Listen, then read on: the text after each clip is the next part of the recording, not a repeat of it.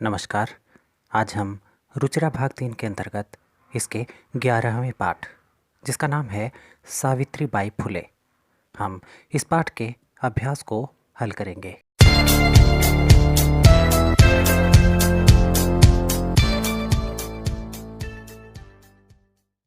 तो चलिए पाठ के अभ्यास की ओर बढ़ते हैं। इसके पहले भाग में एक पदेन उत्तरत, अर्थात दिए गए प्रश्नों का उत्तर एक शब्द में दीजिए। पहला प्रश्न है, कीदृशी नाम कुरीति नाम सावित्री मुखरम विरोधम अकरोत्। किस प्रकार की कुरीतियों का सावित्री ने कड़ा विरोध किया। एक शब्द में इसका उत्तर है सामाजिक कुरीति नाम, अर्थात सामाजिक बुराइयों का। अगला प्रश्न है, के कूपात जलोद्धरणम आवार्यन, अर्थात किन लोगों ने कुएं से जल लेने से रोका। इसका उत्तर है उच्च वर्गीय, अर्थात उच्च वर्ग के लोगों ने। इसके बाद पूछा गया है, का स्वदृढ़ निश्चयात न विचलति, कौन अपने दृढ़ निश्चय से विचलित नहीं होती है। इसका उत्तर है सावित्री बाई। चौथा प्रश्न है, विधवा नाम शिरोमुंडनस्य निराकरणाय सा कई मिलिता, अर्थात विधवाओं के सिर मुंडन को रोकने के लिए वो किससे मिली। इसका उत्तर है नापितई, अर्थात नाइयों से। इस भाग का अंतिम प्रश्न, सा कासाम कृते प्रदेशस्य प्रथमम विद्यालयम आरभत, उसने किनके लिए प्रदेश की पहली पाठशाला आरंभ की। इसका उत्तर है बालिका नाम, अर्थात लड़कियों के लिए। अभ्यास के दूसरे भाग में पूर्ण वाक्येन उत्तरत, अर्थात दिए गए प्रश्नों का उत्तर पूरे वाक्य में दीजिए। पहला प्रश्न है, किम किम सहमाना सावित्री बाई स्वदृढ़ निश्चयात न विचलति, अर्थात क्या क्या सहन करके भी सावित्री बाई अपने दृढ़ निश्चय से विचलित नहीं होती है। इसका उत्तर है धूलिक्षेपम प्रस्तर प्रहारम च सहमाना सावित्री बाई स्वदृढ़ निश्चयात न विचलति, अर्थात उनके ऊपर धूल फेंकी गई, उन पर पत्थरों से प्रहार किया गया, ये सब कष्ट सहकर भी सावित्री बाई अपने दृढ़ निश्चय से विचलित नहीं होती है। अगला प्रश्न है, सावित्री बाई फुले महोदयायाः पित्रोः नाम किम आसीत्, अर्थात सावित्री बाई फुले महोदया के माता पिता का क्या नाम था। इसका उत्तर है सावित्री बाई फुले महोदयायाः माता लक्ष्मीबाई, पिता च खंडोजी आसीत्, अर्थात सावित्री बाई फुले महोदया की माता लक्ष्मीबाई थी और उनके पिता खंडोजी थे। तीसरा प्रश्न, विवाहानन्तरमपि सावित्र्याः मनसि अध्ययनाभिलाषा कथम उत्साहं प्राप्तवती, अर्थात विवाह के बाद भी सावित्री के मन में बसी पढ़ाई की अभिलाषा किस प्रकार उत्साह प्राप्त करती है। इसका उत्तर है विवाहानन्तरमपि सावित्र्याः मनसि अध्ययनाभिलाषा स्वपत्युः स्त्री शिक्षा समर्थनेन उत्साहं प्राप्तवती, अर्थात विवाह के बाद भी सावित्री के मन में अध्ययन की अभिलाषा उनके पति के द्वारा उत्साह प्राप्त करती है, क्योंकि उनके पति भी स्त्री शिक्षा के प्रबल समर्थक थे। अगला प्रश्न, जलम पातुम निवार्यमाणः नारिः सा कुत्र नीतवती किम च अकथयत, अर्थात जल पीने से रोकी गई स्त्रियों को वो कहाँ लेकर जाती हैं और उनसे क्या कहती हैं। इसका उत्तर है जलम पातुम निवार्यमाणः नारिः सा स्वगृहम नीतवती, जल पीने से रोकी गई स्त्रियों को वो अपने घर ले जाती हैं। अकथयत च, और उन्होंने उनसे कहा, अस्मात् कूपात् यथेष्टम जलम नयत, इस कुएं से जितनी इच्छा हो उतना जल ले जाओ। इसके बाद का प्रश्न है, कासाम संस्थानाम स्थापनायाम फुले दंपत्योः अवदानम महत्वपूर्णम, अर्थात किन संस्थानों की स्थापना में फुले दंपति का अवदान महत्वपूर्ण माना जाता है? इसका उत्तर है महिला सेवा मंडल, शिशु हत्या प्रतिबंधक गृह इत्यादीनां संस्थानां स्थापनायां फुले दंपत्योः अवदानं महत्वपूर्णम्। अर्थात महिला सेवा मंडल और शिशु हत्या प्रतिबंधक गृह इत्यादि संस्थाओं की स्थापना में फुले दंपत्ति का योगदान महत्वपूर्ण माना जाता है। अगला प्रश्न है सत्यशोधक मंडलस्य उद्देश्यं किम् आसीत्? सत्यशोधक मंडल का क्या उद्देश्य था? इसका उत्तर है सत्यशोधक मंडलस्य उद्देश्यम् आसीत् उत्पीड़ितानां समुदायानां स्वाधिकारान् प्रति जागरणम् इति। अर्थात सत्यशोधक मंडल का उद्देश्य था समाज के सताए गए पीड़ित लोगों को उनके अधिकारों के प्रति जागृत करना।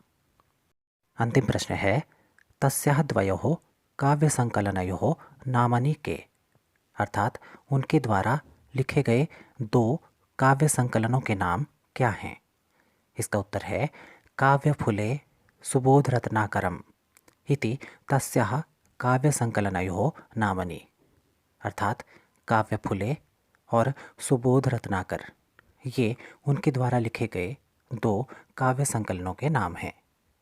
अभ्यास के तीसरे भाग में रेखांकित पदानि अधिकृत्य प्रश्न निर्माणं कुरुत। अर्थात दिए गए वाक्यों में रेखांकित पदों के आधार पर प्रश्नों का निर्माण कीजिए।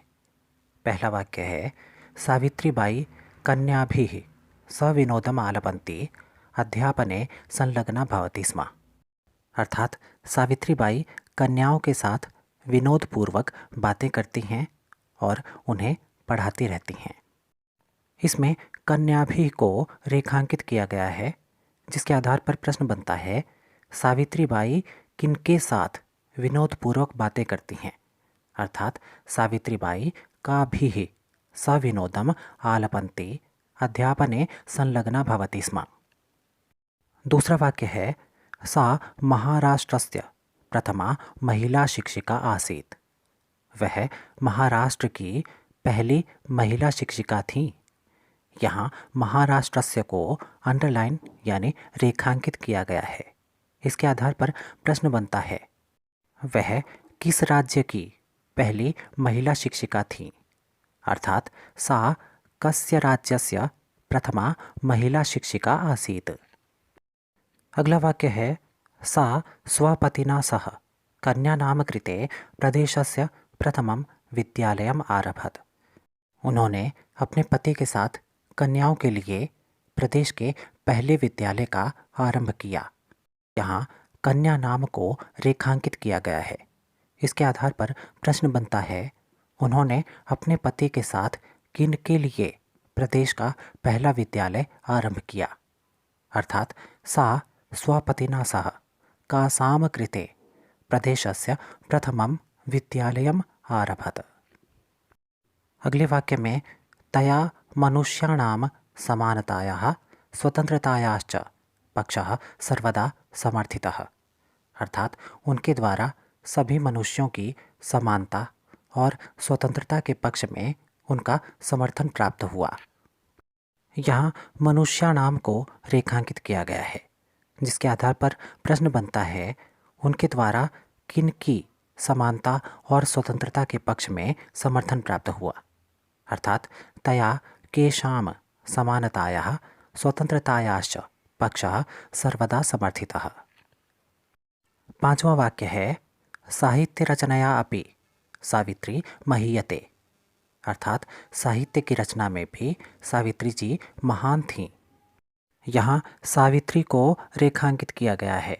इसके आधार पर प्रश्न बनता है साहित्य की रचना में भी कौन महान थीं? अर्थात साहित्य रचनायापि का महीयते।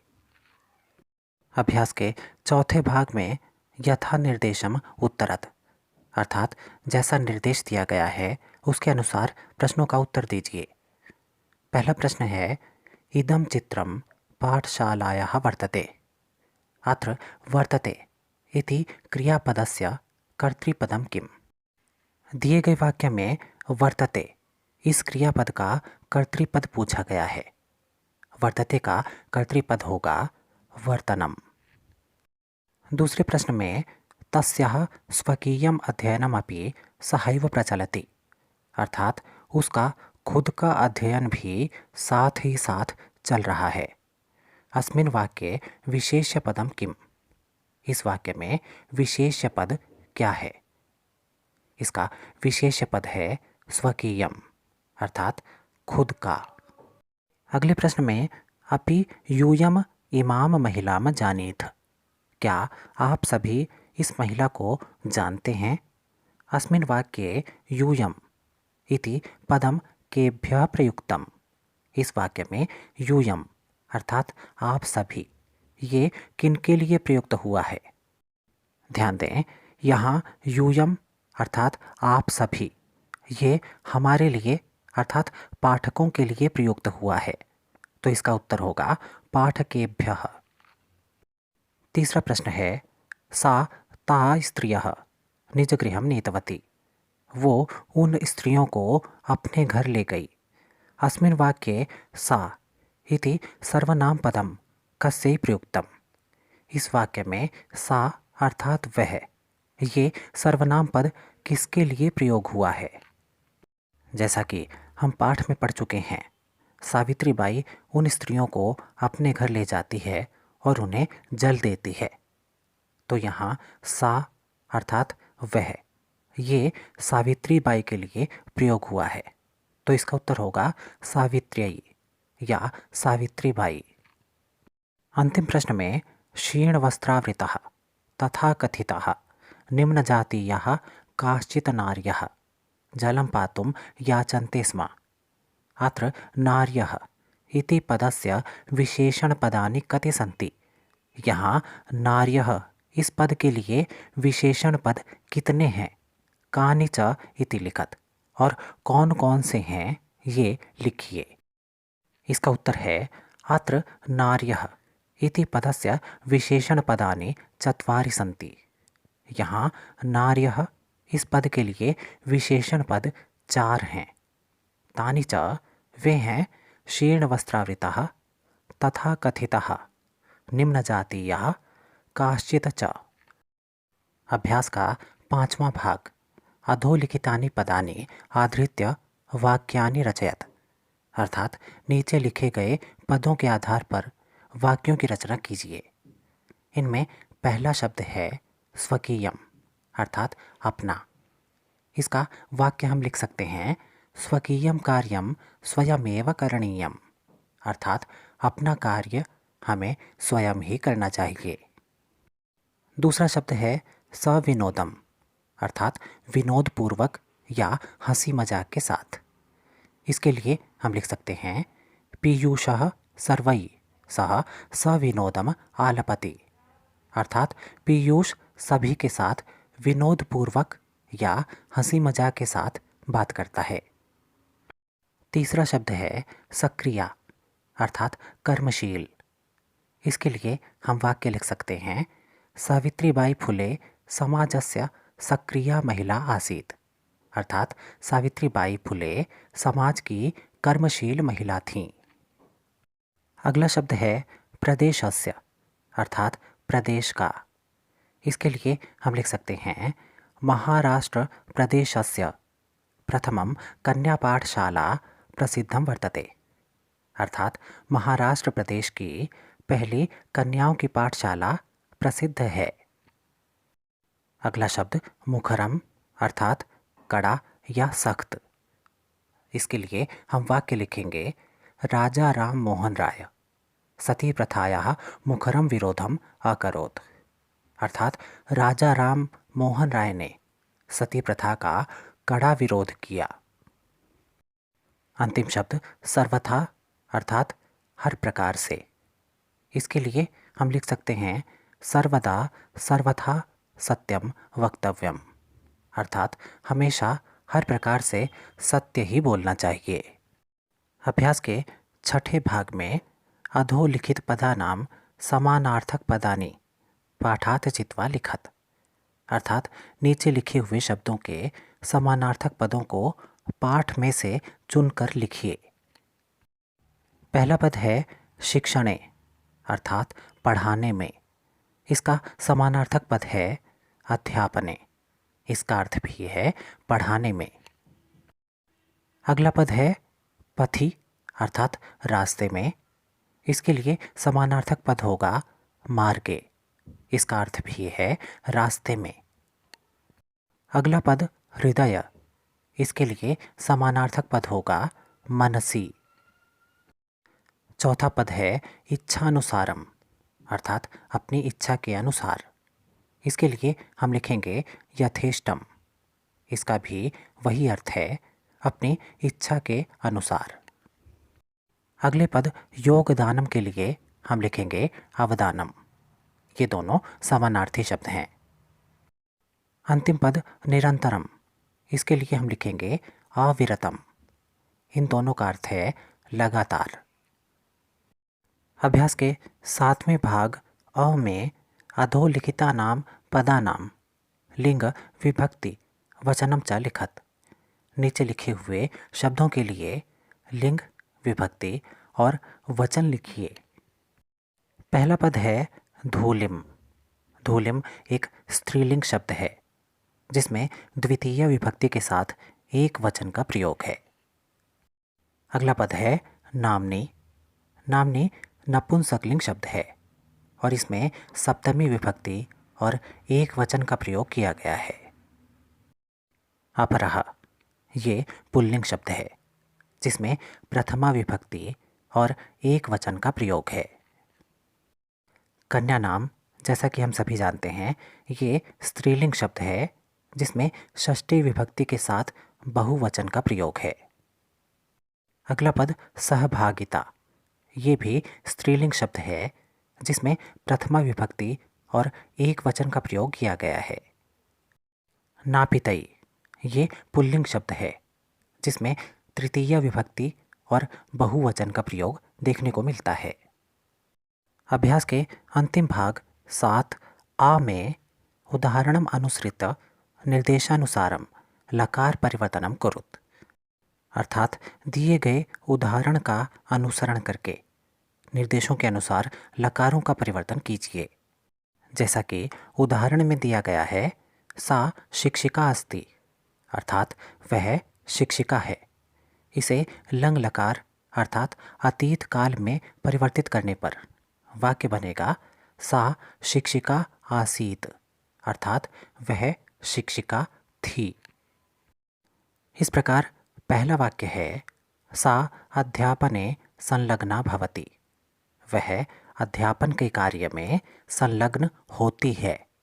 इसे लृट लकार अर्थात भविष्य काल में बदलने पर वाक्य बनेगा सा अध्यापने संलग्ना भविष्यति अर्थात वह अध्यापन के कार्य में संलग्न होगी। अगला वाक्य है स 13 वर्षकल्पः अस्ति। वह 13 वर्ष की है। इसे लंग लकार अर्थात अतीत काल में बदलने पर वाक्य बनता है स 13 वर्षकल्पः आसीत् अर्थात वह 13 वर्ष की थी। तीसरे वाक्य में महिला तड़ागात जलम नयन्ति। महिलाएं तालाब से जल लाती हैं। इसे लोट लकार अर्थात अनुज्ञा आदेश में बदलने पर वाक्य बनेगा महिला तड़ागात जलम नयन्तु अर्थात महिलाएं तालाब से जल ले आएं। चौथा वाक्य है वयम प्रतिदिनम पाठम पठामः। हम प्रतिदिन पाठ पढ़ते हैं। इसे विधिलिंग लकार अर्थात चाहिए वाले वाक्य में बदलने पर वाक्य बनेगा वयम प्रतिदिनम पाठम पठेम अर्थात हमें प्रतिदिन पाठ पढ़ना चाहिए। अगला वाक्य है यूयम विद्यालयम गच्छथ अर्थात तुम सभी विद्यालय जाते हो। इसे लृट लकार अर्थात भविष्य काल में बदलना है। इसका वाक्य बनेगा यूयम विद्यालयम गमिष्यथ। तुम सभी विद्यालय जाओगे। अंतिम वाक्य है ते बालकः विद्यालयात् गृहं गच्छन्ति, अर्थात वे बच्चे विद्यालय से घर जाते हैं। इसे लंग लकार अर्थात अतीत काल में बदलना है। इसका वाक्य बनेगा ते बालकः विद्यालयात् गृहम् आगच्छन्, अर्थात वे सभी बच्चे विद्यालय से घर गए। तो ये था रुचिरा भाग 3 के अंतर्गत इसके 11वें पाठ का अभ्यास। आशा है आपको ये अभ्यास अच्छे से समझ में आ गया होगा। धन्यवाद।